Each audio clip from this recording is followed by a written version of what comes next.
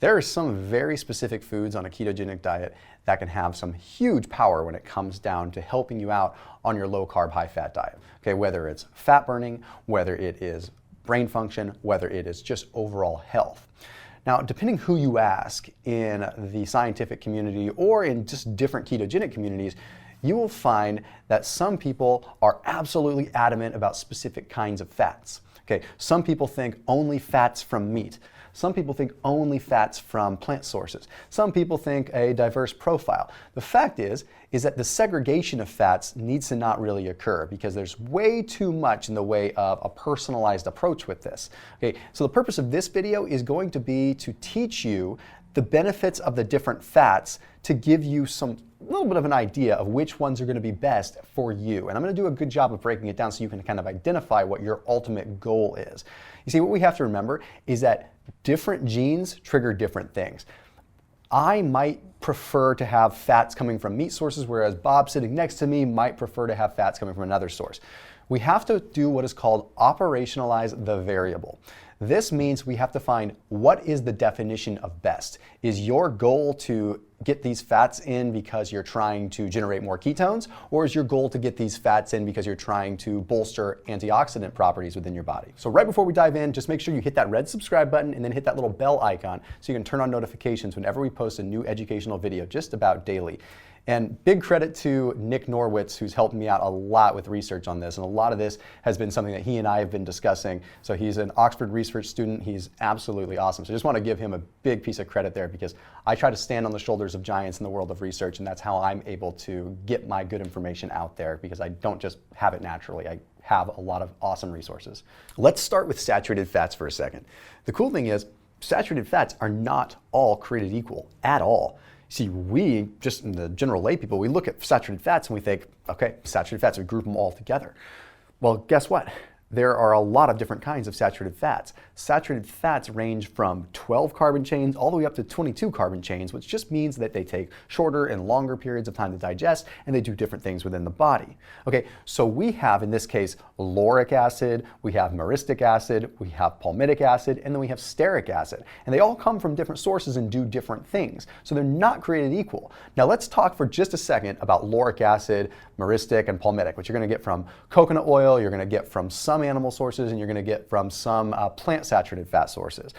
These do interesting things in your body, and the jury is still out on whether or not saturated fats are truly good or bad for us. Yes, I will repeat that, and this is coming from someone that has been doing keto for 10 years. The jury is still out on whether or not saturated fats are truly good or bad for us. But a lot of it comes down to the fact that, once again, they're not all created equal, and it all depends on who you are and what your goal is, right? Okay, so these three saturated fats that I was talking about, lauric, myristic, and palmitic, they increase your LDL levels within the body. How do they do this? Well, they deactivate LDL receptors in your liver. You see, in your liver, you have these receptors that LDL comes to and it docks into. Normally, that's fine. LDL circulates through the body, goes to the liver, gets processed, comes back out, does its thing, whatever. Well, this is a problem not because LDL levels are higher. Frankly, I don't give two cares if LDL is high in your body. LDL itself is not bad, and I will say that again. LDL itself is not the problem. The reason that I have an issue with saturated fats with this case is because the LDL stays floating around in the bloodstream longer. Because you have less receptor activity, that means that the LDL can't dock. So I don't care that it's higher, but I care that it sits in your bloodstream for a longer period of time. The longer LDL sits in your bloodstream, the more it oxidizes. And oxidized LDL, and I will repeat once again, LDL that is oxidized is the problem. That is what leads to disease. That is what leads to inflammation and atherosclerosis. Okay, that is the bad thing. So that's my problem with most of the saturated fats. But then when we look at other kinds of saturated fats, for example, stearic acid is totally different. And stearic acid you're going to find in a lot of meat sources and you're going to find in things like that. So you see it in red meat. Now stearic acid is a longer chain saturated fat. And guess what? It does not affect the receptor activity of the liver. Meaning, yes, believe it or not, this saturated fat doesn't affect your LDL cholesterol. It doesn't raise your LDL cholesterol. We're in good shape there. So I always encourage a balance of having stearic acid whenever you can. So yeah, you might get that from some red meat. You might get that, you're gonna get it from coconut oil, which is awesome, okay? But have a balance of your saturated fats. Try to get them from different sources. Of course, that red meat is going to play a role. Now, I want to talk about lauric acid for just a second too. Okay, lauric acid is the saturated fat that's in coconut oil. And a lot of studies have come out in the last couple of years saying coconut oil is bad for your health because it's high in saturated fat. The thing is that most of the studies that are done on virgin coconut oil actually show that it lowers your cholesterol levels. It lowers your LDL cholesterol levels. So that saturated fat is actually good. The funny thing is, if I want to get nerdy for a second, is that lauric acid is an LDL that should actually increase your LDL. So what the heck? Okay, because it is a short chain saturated fat, in theory, it should actually increase our LDL. But coconut oil is unique because it has additional polyphenol properties that seem to fix this issue. That's a hypothesis, but we don't really know why. Point is, saturated fats are not created equal. So I would say some good quality, grass-fed, grass-finished red meat, good quality meats, those are going to be the best sources of the saturated fat in addition to things like the coconut oil and possibly like the peely nuts. Quick note, if you do want to get some good grass-fed, grass-finished meat, I did put a link down below for ButcherBox. Huge difference, by the way, between grass-fed and grass-finished. Grass-fed just means that they've been consuming grass at some point in their life, and they're usually put on grain for the last 30 days to fatten them up, and they can legally still call it grass-fed. Okay, grass-finished means that they are actually finished on grass too, which means that the fatty acid profile stays good, giving you the better fatty acid overall just breakdown that you want to have, plus higher omega-3s, which we're going to talk about in a minute. So if you use the link down below, you can check out ButcherBox, get grass-fed, grass-finished meat delivered to your doorstep, and you'll get a special discount on it because you're using my link and watching my channel. So huge, huge shout out to them. Make sure you check them out after you watch this video. Much, much better than the grocery store, in my humble opinion. Okay, now let's talk MCTs for a second. This is a fun one to talk about. Okay, we're jumping out of saturated fats and we're talking about medium chain triglycerides. So what these are shorter chain fats that digest really quick, okay? Now, normally on a ketogenic diet, people would find this beneficial because in theory, it would allow you to produce ketones faster. And that's true, it's not just a theory, like they will allow you to produce ketones faster, but there's nothing that we really need to be focusing on as far as like a health profile with MCTs. They're an energy source. So are they a best fat? I don't know, if you want to have quick energy, then sure, but they're not the best fat for cardiovascular health, and they're not maybe the best fat for brain health. Okay, so it all again comes down to operationalizing the variable. So MCTs go straight to the liver to get converted into fuel. Okay, so that's awesome. Now I do want to warn you that coconut oil is not mainly MCT. People think coconut oil is magically MCTs. No, it's only like 12 to 16% MCT, so it's really not that much medium chain triglyceride you get out of coconut oil. You're getting more lauric acid saturated fat benefit there. The other thing we have to remember is MCTs actually don't affect ketones all that much. More so than other fats, yes, but it's really not that insanely crazy.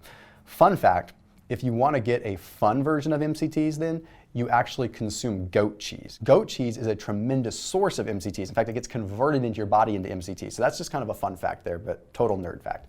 Now we're jumping into the world of monounsaturated fats. We're gonna start talking about the oils, because which oil is gonna be the best for you to use when we're looking at this big picture, right? Now, hopefully by now you're kind of getting an idea. I'll give you my biases once again, but you have to figure out what you're after. So monounsaturated fatty acid, MUFA, okay? What these are is when you have a fatty acid and you have carbon chains, what happens is sometimes they get saturated with hydrogen atoms. That's what makes a saturated fat. It's been saturated with hydrogen. Well, a monounsaturated fat means that there is one area of the fatty acid that has not been saturated by hydrogen. So that means that it's a liquid form. It's not molecularly saturated. So hence why it is a liquid. Because there is only one area that is not hydrogenated, it is a very stable fat considering it's an oil. You see, saturated fats are going to be very stable because they take a lot to break down. Okay, they can't go through lipid peroxidation. They can't get oxidized very easily. The less seats at the table, the less hydrogen bonds that you have, the more stable the fat is. So mono only has one missing hydrogen bond, so it's actually quite stable. So we're looking at the fats like olive oil, avocado oil, macadamia nut oil, and of course there's some other ones, but those are the ones I really want to focus on. Okay, olive oil, I would honestly say, is probably the best oil that is out there when it comes down to just the overall balance. Olive oil is just an antioxidant powerhouse. Okay, polyphenols, antioxidants out the wazoo. It is amazing. So it has a lot of different effects on the body outside of just providing you with a fat. Okay, so one thing I just really want to focus on there. The downside is the smoke point. It really shouldn't be cooked with, okay, because it gets denatured. Remember, these are semi-fragile oils, which means if they get exposed to high heat, they will break down. Now we jump over to avocado though. Avocado is a monounsaturated fatty acid, but it's a little bit different. For whatever reason, it has a higher smoke point, so you can cook with avocado oil, so that's a plus. But the other thing is, if you eat avocado, you're getting the fiber in the mix. Okay, so that has an effect too. You have a prebiotic or a probiotic effect that's ultimately coming from that. So again, operationalizing the variable, what is your goal? Is your goal antioxidant properties from the olive oil, or is your goal more digestive benefit from the avocado oil? Or is it more of a culinary benefit because you're cooking with it, right? Well, here's the downside to both of these that we have to pay attention to. And again, this video could be 3 hours long if I wanted to make it that way. Both avocado oil and olive oil are between 10 to 14% omega-6. Omega-6s are not good. At all costs, we avoid omega-6s, unless they're coming from the conjugated linoleic acid form in meat, which we'll talk about a little bit later. Point is that omega-6s are pro-inflammatory. Okay? They affect specific prostaglandins that block the blocking of inflammation. So they allow inflammation to occur. They're very pro-inflammatory. And on a ketogenic or low-carb diet, that's the last thing that you want. So, although you get a benefit from olive oil and avocado oil, if you're having it in abundance because that's the kind of fat that you want, well, then you run into a pretty big problem because now your omega-6 profiles are way up. So what do? Enter macadamia nuts. Okay, macadamia nuts are a monounsaturated fat.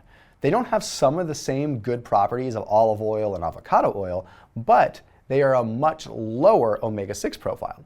So if your goal is to modulate inflammation within the body, then macadamia nut oil and macadamia nuts in general might be one of the best nuts for you to eat and best fats for you to consume because you don't have as much of an inflammatory risk, although you miss out on the antioxidant benefits of, say, olive oil. So here's what I recommend. Rotate your oils, have a larger 75% ratio of olive oil and avocado oil with a 25% ratio of macadamia nut oil to balance out the omega-3, omega-6 balance there. So that's all you gotta do. Okay, you don't cook with macadamia nut oil, but let's say, here's a simple example. Okay, let's say you just sauteed some veggies and some avocado oil. Okay, you got healthy fat that didn't get denatured with heat. Then, if you wanted to balance it out, you could simply drizzle a little bit of macadamia nut oil on your veggies, or just throw a couple macadamia nuts on there. You're helping balance it out. Straight up, very simple. But you want to burn fat. Well, where do we go with the whole fat burning thing? Olive oil and avocado oil genetically do some powerful things. And you've watched my videos, and you might skip through this if you've seen it before, but stick with me. I just beg you to because it's fun. Okay, they are high in something called oleic acid, olive oil and avocado oil. Oleic acid converts into something called oleolethanolamine within the body. This is cool stuff because studies have now shown that that specific acid that it gets converted to and that enzymatic process that occurs ultimately allows you to burn more fat because it increases the amount or the activity of uncoupling proteins. It activates a different pathway called PPAR alpha, and this PPAR alpha makes it so that your body dissipates more of the calories that you consume as heat. Let me say that again. Your body will dissipate more of the calories that you're consuming as heat instead of storing them. That's powerful, and this isn't a negligible effect. It's actually quite profound. So olive oil, avocado oil are a great fat burning tool, in my humble opinion. Now it's time to talk about the PUFAs, the polyunsaturated fatty acids, the little prima donnas of the fatty acid world. And the reason that I say that is because they are powerful. They are amazing for your brain. They are amazing for inflammation. They are amazing for heart health, but it comes at a serious cost. You see, you remember how I explained the hydrogen bond thing? Well, remember, a monounsaturated fat, mono, only has one area that's not bound by hydrogen. Polyunsaturated fats have multiple seats that are not bound by hydrogen or not bonded by hydrogen. This makes it exceptionally fragile. Now, at the same note that it's fragile and can oxidize easily, they also seem to have the most benefits. Okay, so we're talking about the fish oils, we're talking about the algal oils, we're talking about even the walnut oils, we're talking about the sunflower oils, we're talking about flax. Does that mean all of them are good? No. I would focus on like the flax and the fish oils, right? The walnut and the sunflower oil, although they are much higher in those polyunsaturated fats than their other nut counterparts and things like that, think about it. You're not refrigerating nuts. You're keeping them on a shelf. that's going to oxidize. And because it's a fragile oil within those, it's going to oxidize fast. So like sunflower oil, things like that, I wouldn't really recommend in heavy uses. Just because it's a polyunsaturated fat doesn't mean it's good.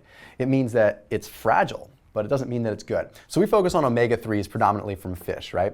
The short answer is you should be consuming as much of this as possible. Okay, you should be consuming as much fish as you possibly can, simply because that omega-3 docosahexaenoic eicosapentaenoic acid is so good for your body and so good for your brain. And if you eat it in its full form, you get scales and you get bone like in a sardine, then you're actually getting the lyso-DHA, which can actually get into your brain. More videos on that. I'm not going to bore you with the details. You just need to be getting a bunch of it, and it's going to counteract the negative effects of the omega-6s. So I don't know if there's a single person on the planet that wouldn't benefit from omega-3s. Now, a quick side note to talk about dairy fat for a second, because I'm going to go on to some other considerations that you need to have when you look at all the fats. The fat itself from dairy is actually not bad. Okay, you have some saturated fats, you have hectanoic, you have these different fats that have actually been shown to reduce cardiovascular event risk. The point is that I don't think that it's the fats in dairy that are the problem. It's usually the sugars that are in dairy, it's usually the beta-caseinates, it's the casein proteins that are in dairy. I'm not anti-dairy, and I say that all the time. It's just you have to use caution, right? Milk, like if you add whole milk, yeah, you're getting some fat, but you're also getting a bunch of sugar, which is going to cause an inflammatory result within the body. So dairy fat is not bad. Like, I love my ghee. I cook with ghee, I use it in coffee, I use it everywhere because it's a stable saturated fat, although it is a more diverse profile. And it's just, simply put, technically a dairy fat, which is a saturated fat, but has other properties, okay? Now, when we start getting into the meat and dairy, we look at what it's called conjugated linoleic acid. Conjugated linoleic acid has been shown to have powerful effects when it comes to fat burning as well within the body. Again, so let's talk about other considerations. When you look at all these fats, you have to look at some of these fats are gonna have a probiotic effect. Example, coconut oil, one of the best probiotic foods that you can eat. Okay, so you can argue it's a saturated fat and that it's going to elevate your cholesterol and has a problem, but then at the same time, you're modulating your gut biome, okay? And so much of the inflammatory result in your body is a result of lipopolysaccharides triggering issues and getting into your bloodstream and causing inflammation and ultimately arterial plaque. So where do you stop, right? Operationalizing the variable, getting nerdy again. Like, where do you actually stop with this stuff? Because coconut oil has this probiotic effect that balances your gut, which could correct some of the lipopolysaccharide issues, which could lessen inflammation and affect you positively. So we have to factor those kinds of things in. Is it just a neutral fat, or does it have additional properties? Another fat from the dairy world you want to consider is blue cheese. Okay, huge probiotic effects of blue cheese, especially if you can find blue goat cheese, which is kind of, I don't know, it's kind of the mysterious, just like, thing that you can hardly ever find, but we have found it. Then, of course, like I just mentioned, the conjugated linoleic acid piece, okay? Certain fats from meat, grass-fed, grass-finished meat, and almost exclusively grass-fed, grass-finished meat is going to have high levels of CLA, conjugated linoleic acid. Super important for fat burning, super important for overall mitochondrial function and other things within the body. So you just have to pay attention to things like that. And something that's super important is, although on the ketogenic diet, we always want to go with these different fats and we always want to just try different things, different packaged fats. Oh, this product has this fat. Oh, this product has this fat. Oh, take this oil. Oh, this oil is going to make you ripped. Foods are always more effective the way they are naturally packaged. And I'm going to give you one simple example here. Salmon. Salmon is pink because of something known as astaxanthin. The foods that we eat and the fats that we consume usually come with natural protective mechanisms to preserve the fats. Remember, like fish oil, for example, very fragile. So that means the fat that is in salmon is exceptionally fragile. Now, what does a salmon do in its life? It swims upstream and it busts its butt to go spawn. It works its butt off, which means it's exercising, and exercising triggers oxidative damage. So, in theory, a fish that is exercising a lot would actually damage its own fats. It would damage its own fragile fats, right? Well, that's why salmon is pink. The astaxanthin is an antioxidant that's naturally occurring in the salmon to protect the fats that are normally going to get oxidized when it is sprinting upstream. that astaxanthin carries over a protective effect in your body, protecting the transport and protecting those free fatty acids and those omega-3s inside your body. So my point with this is whole foods are always going to be better. The more processed, the more you're losing the actual natural effect of the fats. So don't get lost in the fatty acid game of just trying to get a bunch of fats to create ketones. Get it in their natural form, get a diverse profile, and review this video to see what your actual needs are. Antioxidant, longevity, a little more fat burning, focusing on like the olive oil, or just focusing on general just life and enjoying some saturated fats and having your meat now and then. I think there comes down a balance, but you need to decide what works best for you. And as always, please do keep it locked in here on my channel. If you have ideas for future videos, put them down below in the comments section, and I'll see you soon.